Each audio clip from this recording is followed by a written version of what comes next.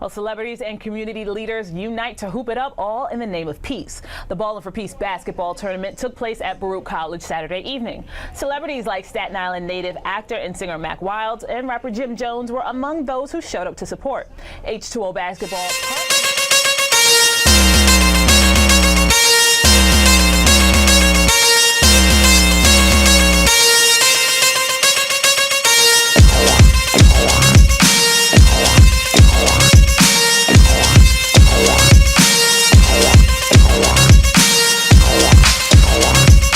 Now rocking with the Hot Rod Show. It's your boy H2O, and you're now rocking with the Hot Rod Show.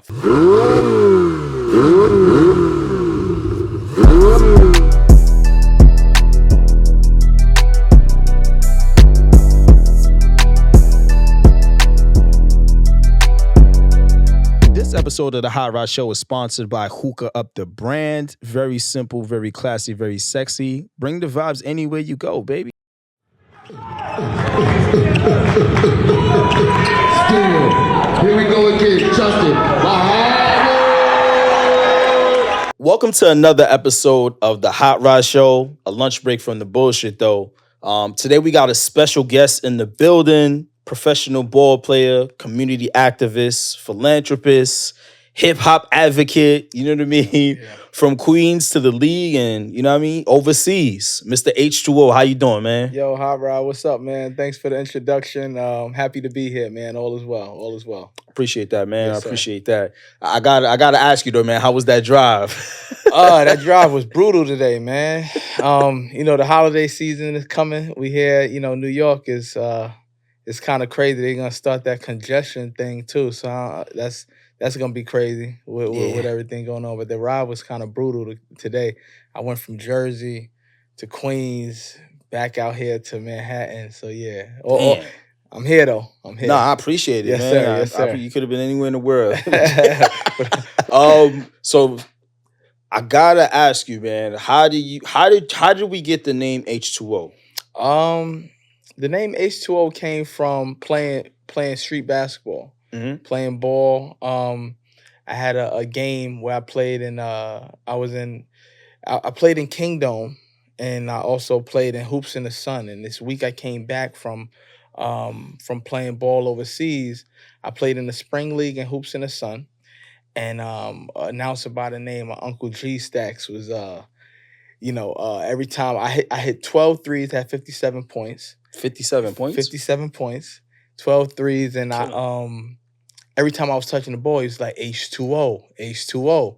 He was saying my jump shot pure like water. And my guy, Taz, who's also the dad of Mr. New York, Marquise Noels, who's with the Toronto Raptors, he was calling me H2O for a while, too, around the same time. And the name just stuck, and I just made it into my business. H2O basketball, H2O music. Yeah, H2O everything. Yeah, H2O everything. Back in the day, people like Skip to Malou. He's one of my favorite street ball players of all time. One of my favorite players too. He's from Queens, New York, and he had that name, and it stuck with him. But I just made it into my business, so that's how I really got my name H2O. Then playing in all these street ball tournaments, everybody and their mama was calling me H2O, and it just stuck. So yeah, that's like my name. It's almost like disrespectful now if people call me my your real name. Like, yo, you there? Yeah, like yo, Haran. It's like, oh, I forgot. What you call me? What you saying? You know what I'm saying? Like it's kind of weird to hear my real name, especially for somebody who knows the journey. You know what I'm saying? Okay. I mean, anybody that played basketball in New York City, I don't know outside of New York City, but for sure in New York in general, everybody knows that, you hit that jump shot and you say Kobe or you say Jordan, and then there's water. You know what I mean? Water. Quarter water, something like that. So that makes a lot of sense. And after you hit 12 threes, you definitely earned that. Yeah. Speaking about the town though, man, so you're from Jamaica, Queens, right? Southside Jamaica. Southside Jamaica, yes, Queens. Tell us a little bit about your childhood and your upbringing there. You know what I mean? Growing up Southside, it was crack era. You know what I mean? It was kind of crazy. It was either, I remember it wasn't all peaches and cream, but that was my neighborhood. That's what I knew. You know what I mean? That was the area that I was in. I didn't know any better. You understand? So I didn't know about even like being up the block, being in Freeport, Long Island, or something like that, or how different it was. So my journey was, I went to PS 30 was my elementary school, PS 30. Then I went to junior high school 72. Lloyd Banks actually went there as well too. He played ball too? He played ball. Used to play. Yeah, Okay, yeah. blue hat. Christopher Lloyd. That's Okay. yeah. So I seen him recently at his show at Sony Music Hall, and he still remember I had that jump shot and all that too. So, but yeah, my school, my junior high school went to the 9th grade. So it was one of those schools that, one of the last of the schools that kind of had the 9th grade in it. So I stayed there for my 9th grade year. So when I came into high school, people thought I was a freshman. I was actually a sophomore. Already. Yeah, so I went to Campus Magnet High School. I actually was reffing over there today, my old high school. So just growing up in Queens, it was a little bit, it was different. Now that I'm older and I can see how life should look. You know what I mean? Yeah. It was kind of tough. Like, you know what I'm saying? Literally playing ball, got crack rocks on the floor and stuff like that. It was a crazy era. You know what I'm saying? But it made me who I am. It made me tough. And you'll see the drug dealers and different people like that. But those people actually told me to keep staying on the right path. Like, sort of potential. It kind of protected you. You kind of protected me. You understand? So I remember them all. You know what I'm saying? And it was either you would do something like that, or you would go and do it the right way. It wasn't like I wasn't around it. I understood. You can't not be around it. Yeah, I saw it, but that just wasn't, what I wanted to do. I was basketball. You know what I'm saying? So like, Queens was it was home. You know what I'm saying? And it made me into the man I am today. So I would say, my upbringing was kind of tough. You know what I'm saying? Yeah. I mean, for lack of better terminology, it's either a wicked jump shot or sling crack rock. Whatever the case may be. That's a real thing. Yeah, that's a real thing. It's definitely real thing. Yeah. Correct me if I'm wrong, man. So may God rest her soul. Your mom had a tournament, yes. I believe, right? Yeah. Where a lot, you were around a lot of basketball greats like Kenny Anderson and Mark Jackson. Yeah. What do you think that did for you at a young age, being surrounded by so many positive figures? So I was a baby. Like my mother, she had a tournament. I was like 3 years old. It was in St. Albans Park. Anthony Mason, God rest his soul. Mark Jackson played in it. A lot of the legends, back in the day, you said like Supreme Team, they had teams in it and stuff like that. Seeing that, I remember like being in my house and having trophies all over in the attic and everything like that. So just seeing that, and my mom putting in the ball in my hand at 3 years old, I never put it down, literally. Like, you know what I'm saying? I like every day, even I'm reffing, I'm coaching, I'm training, I'm playing, still in these leagues and stuff like that. Basketball has helped me be tunnel vision, but seeing that as a young kid, it allowed me to have a purpose. You know what I'm saying? A lot of people still in their older age don't even know what they're here for, or don't even know why they're doing the things that they're doing. That's never been a obstacle of mine. You know what I mean? I always knew, I just made my passion into my purpose, something I love to do, into my purpose, into, living a purposeful life, So that impacted me a lot. My mom impacted me a lot on a lot of things that I do. You know what I'm saying? So like basketball became who I am because of my mother. So that's deep, man. Yeah, I don't even know how to follow up with that. But again, rest in peace, and God bless her soul for real. You know what I mean? Yeah. So the scouting report says that you're a pure shooter, and a lockdown defender, right? Yeah. Little fast forward. You played D1 basketball, right? Yep. Sacramento State. Yep. What was your experience like out there? Because that's like different from, like the parks. Yeah, for sure. Well, my journey to Sac State was crazy in itself. My journey to Division I was an insane journey. So, I only played 1 year high school basketball. Okay. I only played my senior year high school basketball because of all the little obstacles that I had to deal with again, going from middle school, my middle school having a 9th grade, wasting that year because I wasn't able to play. Yeah, he wasn't able to play. I wasn't in the high school. I was in the middle school, but that had the 9th grade. Some old school shit. Like, so then coming in, my sophomore year, I broke my left wrist at my high school. Playing Was that your in shooting like hand? It's not my shooting hand. It was my left hand, but it was my offhand. I was pretty good with both of my hands. Oh, you ambidextrous. Yeah. Okay, No, I wouldn't say that. I wouldn't go that far. You know what I mean? I'm okay. I can finish with my left hand. I can shoot with my left hand if I needed to. And that's that. So my junior year now, I broke my left wrist, my left arm, right before the season started. Yeah, so like I felt like I had bad luck. I felt like was it playing basketball or it wasn't? But the first injury was playing basketball. I was at Allen Gardens. It's like a tournament space in Long Island. They do a lot of tournaments and events there. I fractured a hairline fracture in my left wrist, so I was out. For my JV season. And then my junior year, I broke it playing around. We used to like wrestling and stuff like that with one of my boys. He know who he is. And I don't want to give him no shot. But yeah, I broke it right before the season started. And so I had to go all in my senior year. I wound up going to Division III junior college. I went to Sullivan Community College. Mm-hmm. But I wanted to go to prep school because I wanted to continue my basketball journey because I felt like, I only had 1 year high school basketball. I should get a prep year, you know what I'm saying? Yeah. But I didn't get to do that. Had to go right into college and wound up going from Sullivan. I played in JUCO ball at I made a pit stop before that. I don't even want to give them no brand, no shine. And then I went to Chaffee Community College in Rancho Cucamonga, California. I went to Chaffee in Rancho Cucamonga.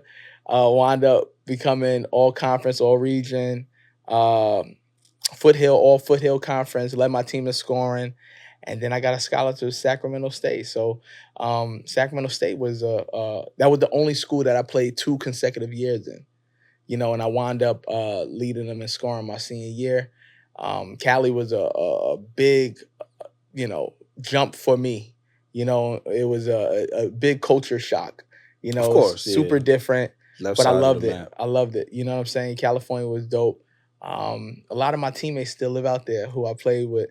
They moved from wherever they was at. People was in Texas and best weather. Yeah. Cali's dope though, but my experience out there was definitely a beautiful thing. I wouldn't change it for the world. I wouldn't rather be in anywhere else in college than California. You know what I'm saying? Okay. Yeah. Now you mentioned that you led them in scoring. This is random. Is 57 points? Is that the most you ever scored in an organized game or not an organized game? Nah, I've lit it up. Like I've had games where I can't, it was, you're playing different little leagues and stuff like that. That's what I want to hear about. You go crazy. I had like a 75-point game one time. Is it on camera? See, that's the thing. Oh, it wasn't out. Damn. See, that's the thing. Like a lot of our games, like even now, like training and doing all of this stuff, this is the new era. Yeah. To where everybody's recording everything now. Remember people didn't want to be on camera? For me, I didn't want to put myself on camera when I was working out because I didn't want to show everybody what I was doing. You didn't want them still a source. I didn't want even that. I thought we thought differently back then. Now they're thinking about it in a way of, which is cool. They're training and doing videos that they're giving out to people. And hey, for $5 a month, you can be on my subscription and all that. These are things that I didn't know then. You know what I'm saying? So like a lot of the training, I wish I came up with that a little bit earlier. Took advantage of that. You know what I'm saying? Took advantage of that. To even look at, what I'm doing right or wrong. But, technology and everything now is way better than it was back then. And just even our mindsets, basketball is a selfish sport. It's a team sport, but if you want to get individually better, it's a very selfish sport. It's a me sport because it's you versus you. You understand? It's not you versus anybody else. So you have to separate yourself. How you gonna separate yourself from anybody else? And the way I used to think is the separation comes from not sharing information, like going and training by myself, or and locking and having private workouts and all this other stuff. Now everybody's buddy. Even the best player in the world now, like LeBron, he's one of the best players in the world. He trains with everybody. Yeah, he trains He's with training, everybody. trying to train with Giannis and this. And Kobe wasn't like that. Not I'm at not all. knocking him, but I'm just saying he wasn't like that. So I'm from that Jordan. Jordan was one of my favorite players, and Kobe was, and I'm AI and stuff like so. When you're looking at them, I'm sure they wasn't like Allen Iverson wasn't working out with Ray Allen and Definitely stuff like he wasn't doing those things. So, at the end of the day, you always want to have an edge up, and that's the era where I came from, where I wanted to have an edge up. So I wasn't. I even with my games, it's kind of corny to be having a film crew. That's how I thought. At the time, you got somebody following you. Because you actually doing it, you ain't got time to be like, yo, I'm on. I'm doing this. Yo, what's up? Like, da, da, da, da, da. That wasn't as cliche as that it is wasn't, now. It's kind of corny. Yeah, it was corny to me. But now you see all these content creators and stuff, and people with blue checks. I was like, I got a blue check in real life, because I know a lot of these people, and it's real. I'm never paying for that. Never. I don't get it. I don't even know what that is about anymore, because I don't even know if people popping up like they got the blue check because they earned it, and when they broke the news that everybody is, you can pay for your blue check. Everybody spent that, bro. Everybody went in. Bruh, and they you look cashed ridiculous. You look ridiculous. Yeah. So going back to LA, because so you also played for the LA Defenders, and then you had training camp with the Sacramento Kings. Yeah. Sidebar, they playing some good basketball, Sacramento Kings. Yeah, they did, man. What experience? Well, I can't even say which experience did you like more, because you probably love both of them. But what was the difference in experience playing with the Defenders versus the training camp at Sacramento? So, being one of the top players from Sac State, we don't have. There's no other professional teams other than the Sacramento Kings. Mm-hmm. It's not like they have a baseball team. They don't have a football team. They don't have a major league soccer. None of that. I never thought about that. So Sacramento was either Sacramento Kings and then Sacramento State. So when I hit the game winner against University of Pacific with 0.4 seconds left, like a Derek Fisher type shot. Oh, okay. We're down 2. I hit a 3. We were in overtime. I hit a 3. It was one of the biggest shots. It was the first time we beat UOP in since the 1960s, bro. And I got carried off the court and everything. It was crazy. But doing things like that, it was great. So Sacramento, it was like bringing one of your best players in to train in camp and working out with the Kings and stuff. And that was it was super dope, man. And from that, Reggie Theus was the coach at the time, and Chuck Persons, he was like assistant coach or one of the shooting coaches. And that's how I got my in with the LA Defenders. Because that's when the G League teams, like D League teams at the time, was like affiliated with a couple of different teams. So that's how I got in with them. But the experience there was super dope. I used to come to practices and stuff like that before that. With Sacramento, I was dogging them, bro. Like I really felt like I was at that time, man. Like, you coming off a high. You know what I mean? Like they probably going through the motions and stuff like that. But you like, yo, I gotta earn my keep, and I gotta let people know I'm here and I'm serious. So, Mike Bibby was on the team at the Brad Miller, Kevin Martin. Okay, it was that era. Okay. So it was the golden days, man, for myself, and those are memories that you'll never be, that never go away. But I would say that what was more important was that the time that I was able to, work out and train with those guys. You know what I'm saying? So yeah, that was dope. Okay, so 2008, Ballin for Peace, right? That's when you initially started the Ballin. I'm assuming on paper. On paper, so it was started out as Queens Week. Queens Week is Queens Week. Okay, like cool. Queens Day, Queens Week. Queens Day was one of my me and my guy, my man Dave Buckner. We started something called Queens Day. It was a day of peace, and this is from all the fallen soldiers that have that lost their lives in Queens, man. Like Stack Bundles, Jam Master Jay. It was a lot of people. Getting killed. My best friend Marky had got gunned down in Hollis, Queens, and that was one of the main reasons I wanted to do something coming back. So we kind of put that under the umbrella of Ballin' for Peace as our start date. But Ballin' for Peace, my first celebrity charity sporting event was at Baruch College. Oh, that's a good school in the city, right? Yeah, in the city. It was that was January 24th, 2015. Mm-hmm. So almost 10 years. Yeah. With that, and we had our celebrity game. We had Jim Jones, Mac Wild, Little Mama. Mm-hmm. We had I believe Cortez was there. Math Hoffa, Yeah. T-Rex, Murder Mook. Shouts out to those guys. Loaded Lux. I had a lot of battle rappers there because when I played overseas, those were my celebrities. Oh yeah. Because I used to watch a lot of I'm right here with you, man. So I watched tons of battle raps. So like, who's your favorite battle rapper? Real quick. Just real quick. This is not a question. I ain't had this written down, but real talk, it's either between Conceited and Hollow. Okay, I didn't see you saying Hollow. Hollow's my favorite too. I didn't see that. I didn't see you saying that. He's That's from crazy. Queens, man, big Queens. I didn't see you saying that. That's crazy. And I rocked with Conceited when he was like the grind time when him and Arsenal battled and everything like that. He just had punchlines, you know what I mean? Yeah, I like his punches. Slow it down. We make a whole episode about that. Like that was one of my favorite things. And then the legend Loaded Lux. Of course, that's my guy. My guy. Yeah, like shouts out to that's Loaded my boy. You know what I'm saying? Shouts out to Loaded. Y'all all welcome anytime. Now we get them up here. Yeah, all welcome. Get Cortez.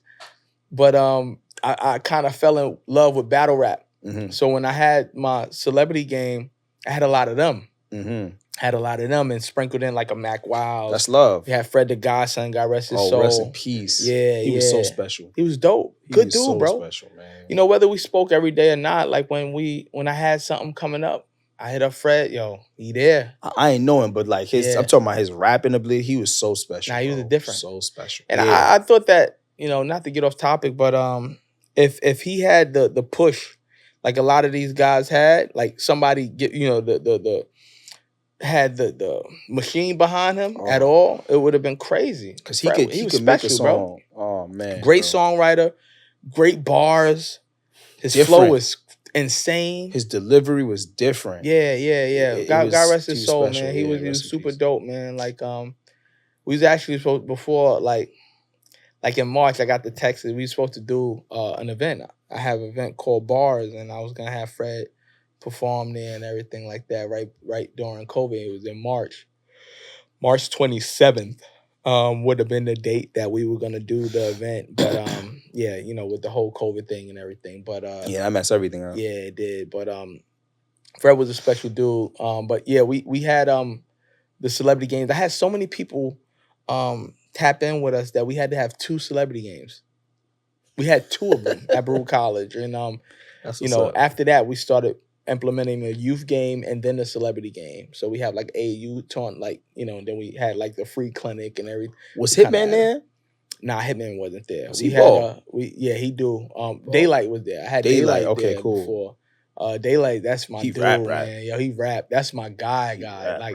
Yo, shout out to Daylight, man. Shout out to him. Daylight, we had a lot, bro. It was so many people there. Steph Lover was she was on the MC. Kel Spencer was one of the first MCs for us. It was amazing, bro. It was amazing to the point where I had to, I became the face of peace. I didn't know I was gonna become the face of peace doing this event. You know what I mean? But it was so much love and support that it became that. What do you think is Well, tell us about the journey, because that was the first year, right? Yeah, that was year 1. What goes into, putting together an event like that? You know what I mean? Like for people who, because there's plenty of people I know for a fact want to do more stuff like that for the community, because there's a bunch of places all over New York and in and out of town that need more stuff like that. Yeah. How does one put together events like that? Well, first off, you have to have it in you, right? You have to really have a love and respect for it. You got to really be about that life. You can't just do it and it look like you're clout chasing. You understand? Because a lot of people do stuff Because it's cool. because it's cool. Yep. The first 2 years that I did Ballin for Peace, no one even knew I did it. Like, see how like you're behind the camera, right? And you know, no one knew because I wasn't doing these interviews like that. I was kind of just getting the work done, you know. But as I grew and as the event grew, I didn't know if it was gonna be a one-off or that was it, you know, because of the whole Mike Brown situation, Eric Gardner. It was a lot of weird, crazy stuff. You know, us dying over senseless stuff, like senseless acts of violence, bro. Like getting choked out, selling loose cigarettes. Like even what is okay? All right. Selling, like, what is that? Bro, go on with your day, bro. Like, you know what I'm saying? As a police officer, like, go on with your day. Like, yo, bypass that, please. There's Like, somebody let that getting one go. shot, like, Yeah. right now, and, like, you're doing, you're This is what you spending your choose time. to- This is what you choose to spend your time doing. Like, I always, like, Take your talents to a meth lab, man. 100%. Like, Take your talents to a meth lab, so, bro. like, not to get off topic, but one of the major things and one of the issues that I personally have with policing in its current stage is it's almost like a tattletale. Like somebody who's trying to get you in trouble. But we're supposed to, you know, we are sold on, hey, to protect and serve you. People don't like police because they always feel like if a cop is driving by, you like, okay, they're not gonna, you know, you flinch up just cause. Yeah. Like, you know, you feel, oh, am I doing the speed limit? It's like the music go down. It's crazy, bro. Like, I know, am I I put the doing music. everything right? I don't want to. Two I got a hands. signal. It's Am I holding my phone too high? did I have my phone in my hand? It shouldn't be like that if somebody is supposed to protect and serve you. You understand what I'm saying? Or when they're in the corner and you're driving, oh, they catching people. They got the speed gun. Like, it's like, yeah, bro. Like, you know, people they walk around giving you tickets all day. So in the total, like in the overall look of policing, you know, why would anyone like them? Like, you know, you understand what I'm saying? Like, so they have to get more, you know, they got to do more in our communities. And that's what I kind of been bridging the gap with that. Be out there a little bit more. Like, if you're going to police us, at least know us. Yeah. You understand what I'm saying? Yeah. Like, have more community policing. Don't take, you know, people who are from the community and put them in another community. That never made sense to me. 100%. Put them in their community because that actually may save tons of lives because they know how the community works. You understand what I'm saying? So, like, you know, they say it in a sense, in a backwards way. They know how the community works, so they don't want them in the community because people may see them and feel like they're gonna, you know, they'll get over it. No, people may see them and be like, you know what, I'm gonna stop. I know Greg from when he was a little kid and all that. I'm not gonna do this. I know his mom. I know. You understand what I'm saying? That's so a different feel. It'd be a whole different feel. Yeah, so like doing this work, it has to be in you. Yeah. My mother embedded that into me. My mother used to do a lot of events and you know, I always say this story. She had a Rhonda's Chicken Den. She was a teacher and she used to have $5 plates, like chicken and fries, fish and fries, $5. Co-workers would come over and everything like that. And it was just the space, the place to be at, you know what I mean? Every Friday. You know what I'm saying? I saw that as a kid. Parenting is very big. I'm not a parent now, but I have, you know, I worked in schools. I've helped kids get into colleges and, you know, get into high schools and all that. For many, many years, I coached and trained a lot of these kids. Quick story, one of my players literally just recently changed his icon from Instagram. He had the picture of me and him when he was playing for my 4th grade team. Damn. Now he just graduated in college. High school, I'm sorry. He went to graduate from high school and he just changed it to his prom picture this past year. Cause he's like, yo, coach, I had to do it. I'm like, bro, I didn't even know you still had that picture as your default. His mom told me and everything. It was super dope, man. But that's the impact that you have on these kids. Perfect words. And you know, and the parents should know that. Like any parent, your kids are watching you. your every move, whether you think they are or not. Like some of my favorite foods that I eat still to this day is from what my mother used to eat and what my mother used to like. And I speak about it a lot because those are the things that impacted me the most. I took all the good stuff from my mother. I didn't take the bad stuff from her. You know what I'm saying? Like, and I kind of just mixed it into my current journey, and that's what I've been doing. You know what I'm saying? I mean, parenting is very important, man. So you kind of help with the parenting with what you're doing. Oh, for sure. You know what I mean? Big time. You're taking a lot of kids off the street. You know what I mean? You're teaching them to focus, discipline. It's not easy to do the things that those kids are doing. So they need the more mentorship like that. You know what I mean? So the event, let's talk about that a little bit more. Yeah. You know what I mean? I know it's a 2-day event. Yeah. You know, you got the junior varsity team, you got the varsity team. It's 8 games. Each day, yep. Each day. I'm in there. You know what I mean? I got work, but I'm definitely coming after work. I wanna pull up and be around that type of energy and stuff like that.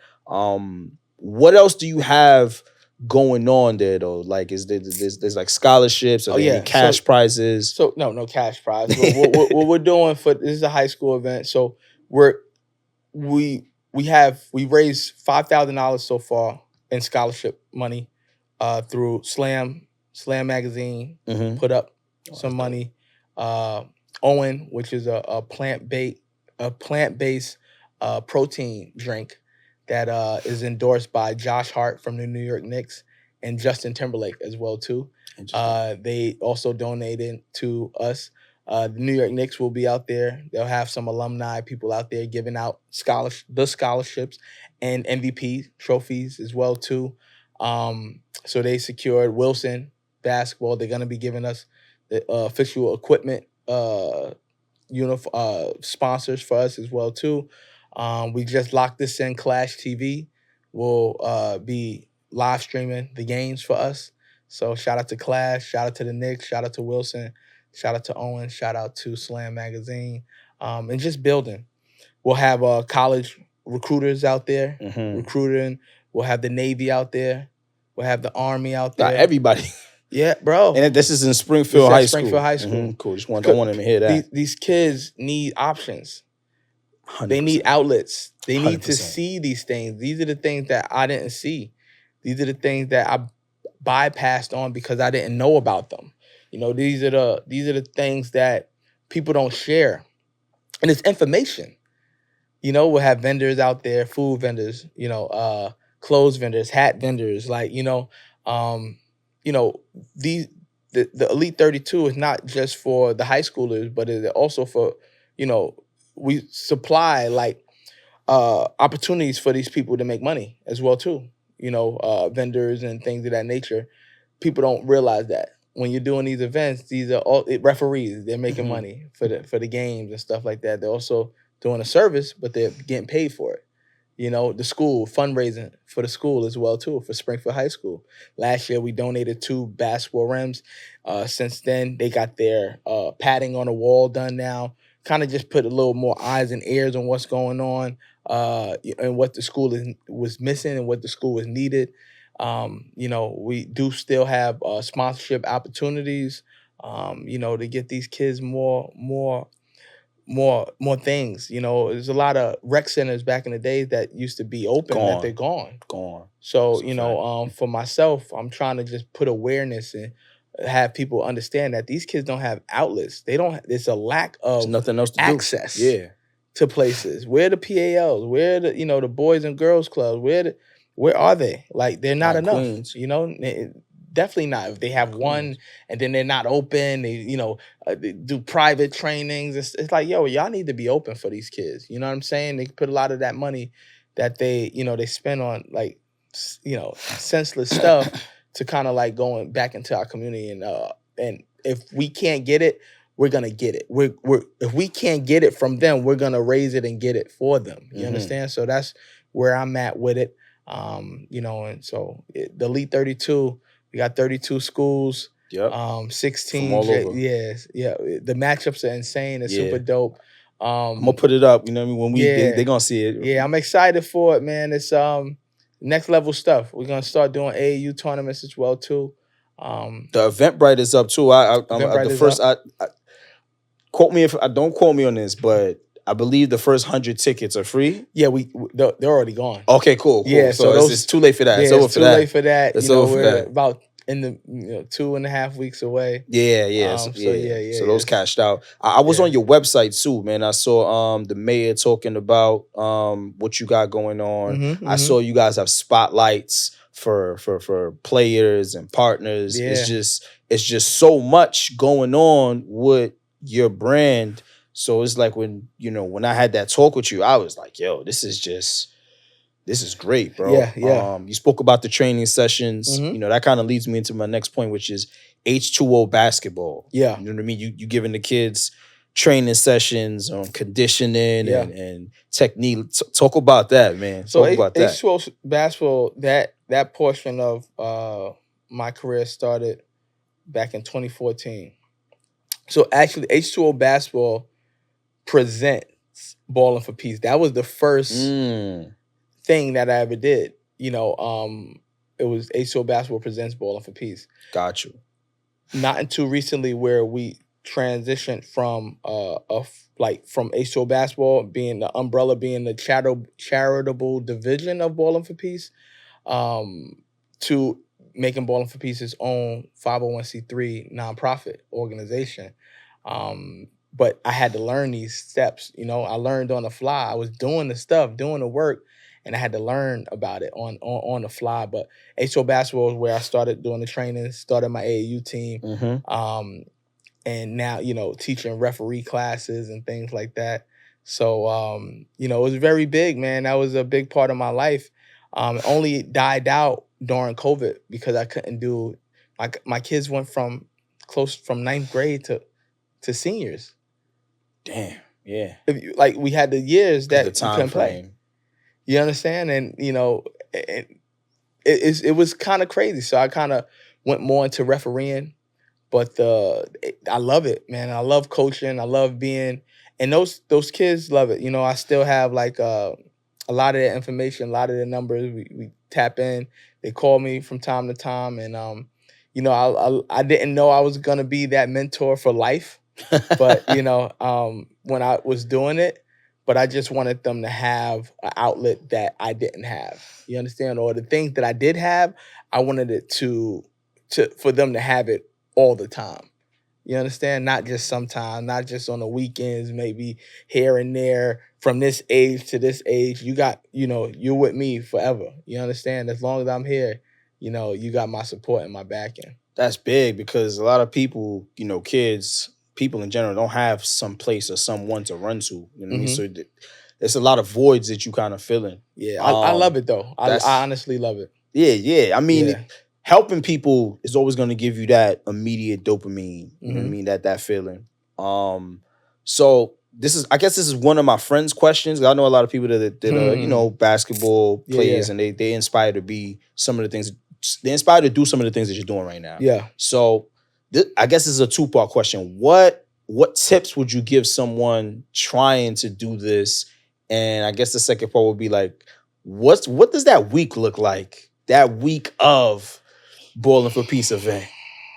Must be hectic. Someone that's trying to do this, got to get good people around you.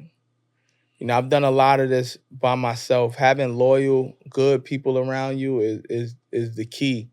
I've done it alone before. You understand? I've done it alone, and it's not cool. One of the biggest things is trying to get people to believe in your vision and be involved just as much as you are, but it's not going to happen that way. So you got to use whatever they're giving you. If it's 10%, you got to take that. Take their 10%, take somebody else's 10%, and then make it into 100%. You understand? And just, it's to the point where when somebody actually does something, I'm surprised that it gets done. Instead of having expectations. I don't have expectations of people anymore. So have no expectations from people. That's one. Don't expect anything, right? Do everything that you say you're going to do. when I say that this person is gonna be there or that person is gonna be there, that's because they either signed up, they locked in, they confirmed and everything like that. Like these teams, if they gave these are commitments, right? So you Not can, maybes. yes, so you can only do or produce what was said to you, right? Or what was, given to you in written documents. I don't promote anything that is cap. I don't promote anybody who didn't say they was not coming. You know what I'm saying? So just to be clear on that, try to get as many loyal people as possible. Have no expectations from people. And do everything that you say you're gonna do for your event to be successful, whatever that is.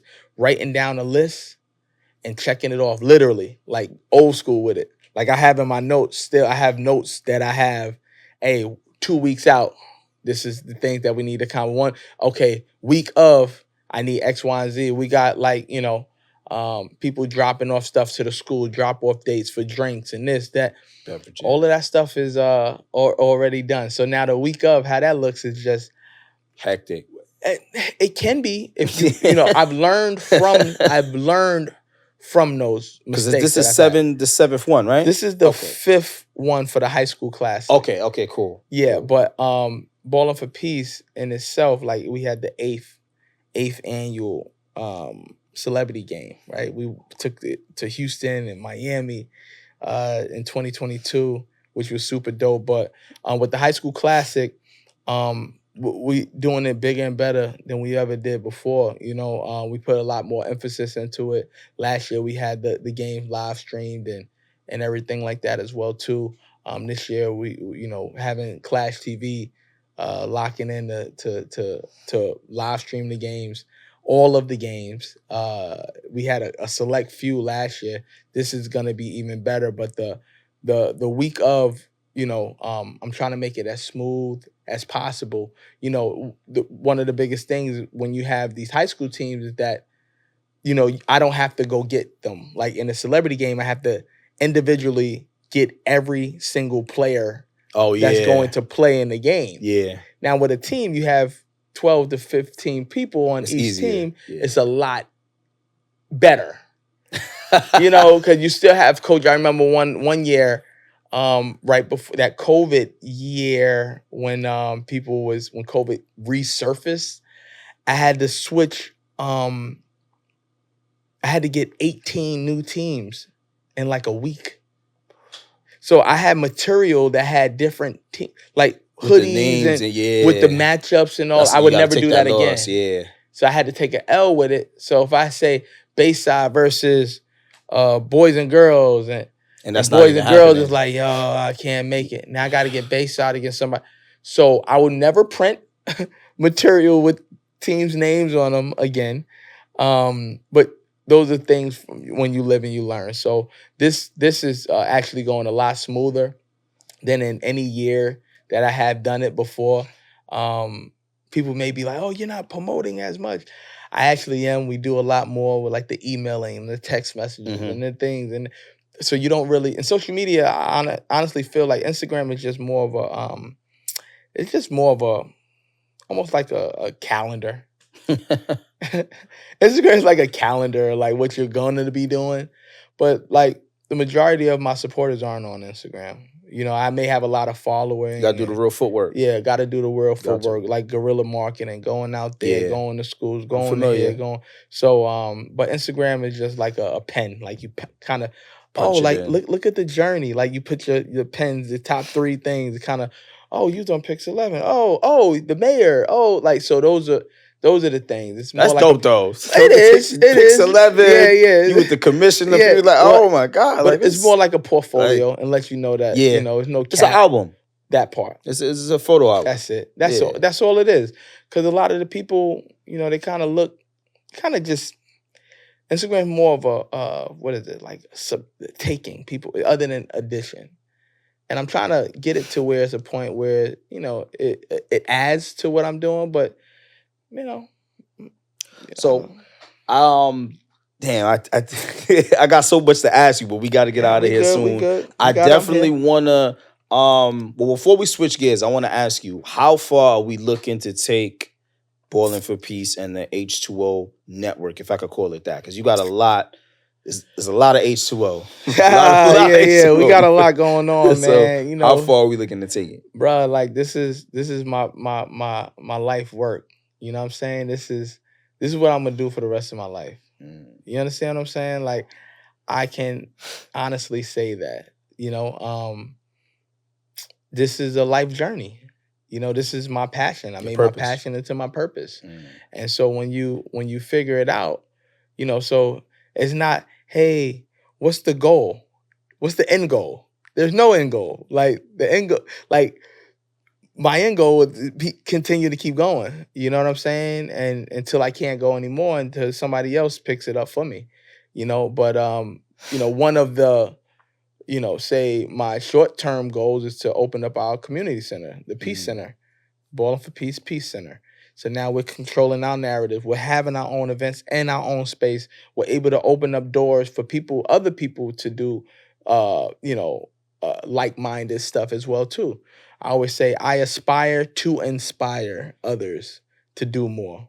I aspire to inspire others to do more. I can't make them do anything, but if I'm aspiring to, or if I'm an inspiration to somebody, then that's great. But you know, and when people ask me, how do I do it? You just gotta do it. Like Nike, just do it.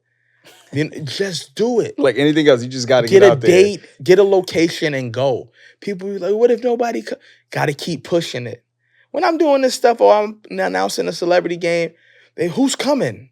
I don't know yet. You know what I'm saying? Who's the celebrity? I don't even think about that. You know, this year we had Whoopi Goldberg pull up, bro. Yeah, I saw that. That was like that's Whoopi. That's the biggest, you know, celebrities of all celebrities. Sister bro. Act like Color Purple, Sister like Mary Clarence. Yeah, you know what I mean. Like, you know what I'm saying? Like it's so much memories with that. I saw that. You know, too so it was you know, you don't know. But before that, did I know she was gonna come at the before I booked Ballin for Peace? No, but that's the energy that's built up before it even happens, to where you know, somebody like Whoopi will want to come out, to where we're getting featured on Pix 11. I didn't know that they were gonna do that before. You know, I just got the date, got the location, and went. But now, you know, maybe even learning a little bit more, maybe we can have a locked-in headliner like a Chris Brown or somebody like that to, you know, headline these celebrity games. Because more people will be like, oh, he's on, then I want to be on. And that's just the way, that's just the business that we're in. Yeah, and that's just the way of life, you know? I definitely gotta ask. It's two basketball questions I want to ask. Let's do it. What I mean? Top 10 all-time basketball players. Top 10 all-time players, and because that's like a big question on ESPN. Who the top 10? Who's in? Who's out? So no order, but I'm gonna name them how they, you know, in my top 10. Michael Jordan, Scottie Pippen's in my top 10. Kobe Bryant, Allen Iverson, Shaquille O'Neal, of course.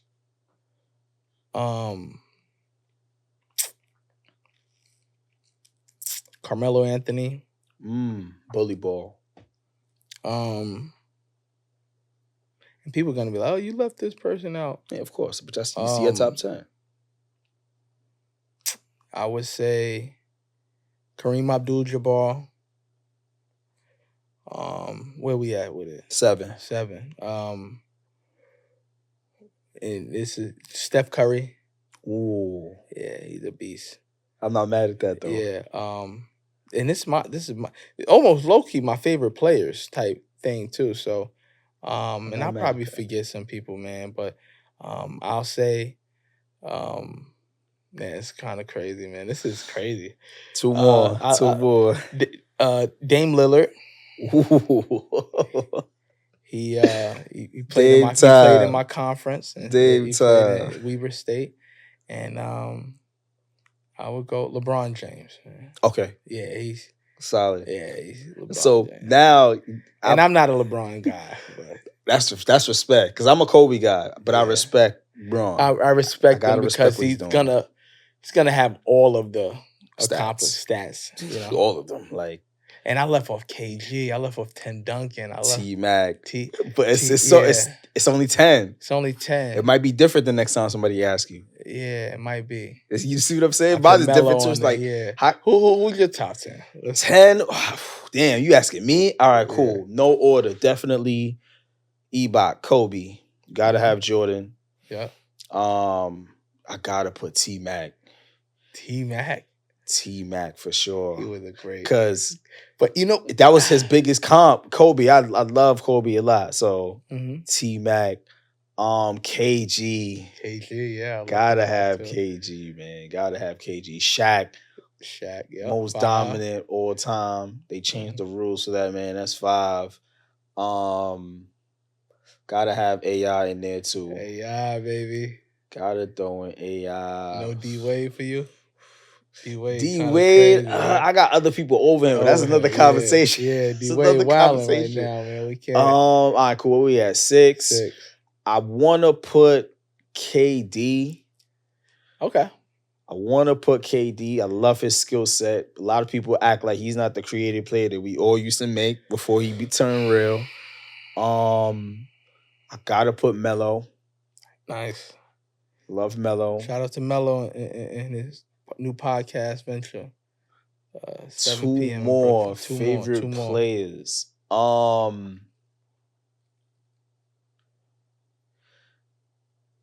Steve Francis. The franchise. A lot of people forget how good franchise was. Wow. I can honestly say I didn't. People forgot. People forgot franchise. I used to kill people with franchise. Let me stop. One more. If I had to put one, this is probably the toughest one. Steve Francis, bro. This is biased, but I don't care. I'm putting Kyrie in there. I love Kyrie. I love Kyrie. His bag is too deep. Did you say Braun? You ain't say Braun.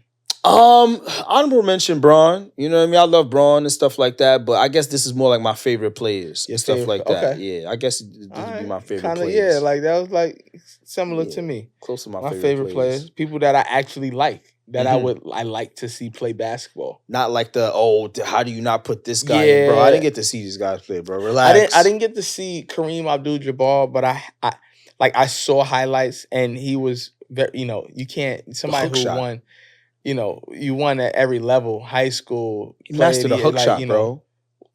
Oh yeah. College, UCLA, and the NBA, NBA all-time leading scorer for over close to 40 years, bro. Like over probably. So LeBron just now being that. And they're gonna kill me in the comments. Played mad long too. You know what I mean? He came straight from high school. So Kareem didn't. He went to college all those years. You know what I'm saying? He was a winner on every level. That's gonna be the debate. He respectfully, I had to pick Kareem, and I watched Shaq when I was a big AI fan, bro. So when they went up against the Lakers in the finals and all that, he won that one game. He ain't get swept, baby. He ain't get swept, baby. He won that one game. Like it took everything. It took everything. It took 48. If he stepping over Tyronn Lue. If he was taller, not if he was taller. Nah, bro. I'm telling you. Forget that. AI was the guy. AI. You don't think the hype would have helped him out a little bit? For sure, but we can't. That's genetics, right? We can't talk about that. We can only talk about skill sets, right? So skill set. If AI continued to work, he played bad. He just played ball. Yeah. I don't think AI lifts weights like that. You understand what I'm saying? Like I don't think he took care of his body like that, and that's why he was always getting hurt and breaking down. Like if he had the mindset of a LeBron, you understand? Like LeBron he takes care of it. He spends millions of dollars on his recovery and this. AI had the bread to do it. Yeah, 100%. The crazy thing about AI is when he was a free agent, he never got signed. He didn't get signed. I don't understand that because he was that year he was with Melo. Yeah, he was wilding. He was first number 1, 2 in scoring in the league. And did not get picked up. That's from chitter chat. That's from people in the background talking. He's getting blackballed. Blackball. He's getting blackballed. AI was blackballed, bro. Same thing happened to Melo. Yeah, same thing.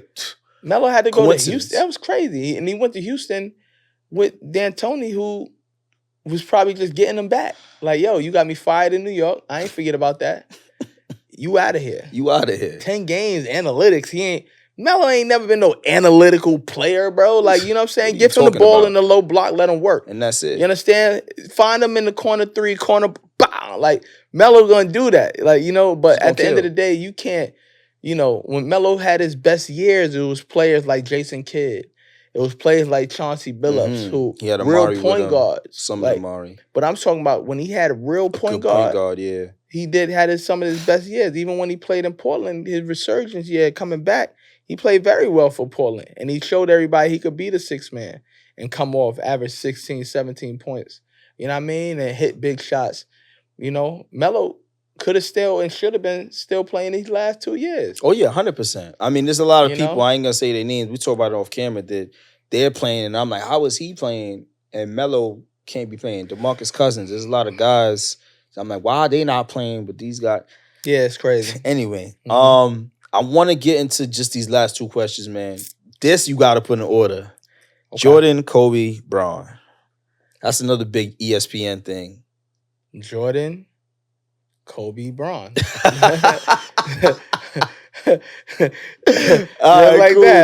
Cool. Nah, a lot of people get that. That gets mixed up. You said Jordan, Kobe, Bron. Yeah, right? Would you put that in that order? Right in that order. All right, if out of those 3, yeah. Jordan is the best player to ever play basketball. A lot of people overlook Kobe. I thought that when The Last Dance came out, because I watched the Bulls as a kid. When I actually saw it again as an adult during COVID, it reinforced how I felt. And there was some nostalgic to it as well, too. Like, me and my boys from college, we used to watch every episode, and then talk about it afterwards. It was super dope, man. To kind of relive those moments and actually see kind of a behind the scenes Michael Jordan as well, too. But it just reiterated who he was to me as an adult, It wasn't just a little kid and me feeling like he was the best player. Like when LeBron can't be the GOAT because he misses airball free throws. The GOAT doesn't airball free throws, bro. Like, he's airballing free throws. Small stuff. Smoking free throws in clutch situations. Sitting out certain games. A willing passer during the end of the game. Like, nah, Jordan. What do you say to people? I ain't got enough time to have this conversation, bro. We gotta get you back. Yeah. You know what I mean? The Ballin' Peace event is going down. December 27th, 28th. Pull up, please. Pull up. You can get your tickets on Eventbrite. It's Ballin' for Peace, NYC. .eventbrite.com. Also go to Ballin' for Peace, BALLIN, the number 4 and the word peace. Lock in with us on Instagram. Lock in with me, H205 on Instagram. Go to ballinforpeace.org. Yo, it's no excuses, man. I always tell people, support with your purchase, man. You want to come out, you want to support what we're doing. You buying the ticket helps us give another scholarship out. So right now we have 2. We have kids doing the application process. We're going to, in live real time, give them, the big check and everything on the 28th with the 2 scholars that we pick and choose to win the award. That process is ongoing right now. Again, I want to say shout out to Slam, shout out to Owen, shout out to Wilson, shout out to Springfield High School for allowing us to have this event there. Principal Anderson, shout out to him. This is going to be super dope, man. Shout out to Owen. Shout out to my guy, Tommy, who's been working with me since we started Ballin' for Peace. Everybody, man. This is going down, man. It's going to be one of the biggest and best high school basketball classics New York City history. Bro. I'm going to pull up, man. I'm going to bring some friends and stuff like that. We got to get out of here. I just need you to do one more thing for me, man. All you got to do is look into that camera. Hi, it's Mayor Eric Adams, and I am so pleased to join you all for the Ballin' for Peace rally. Sports brings so much joy and positivity to our young people. It helps lift them up. Programs like Ballin' for Peace keep our young people in safe places and away from gun violence. It gives them a safe, fun, and productive place to gather and be part of a team. We know that gun violence is inflicting too much heartbreak on New York City. It is hurting our young people. We must give our young people an alternative. Ballin for Peace is doing this sacred work. And here in New York City, we are not letting organizations like yours do it alone. We have your back and are working to end youth violence in our streets.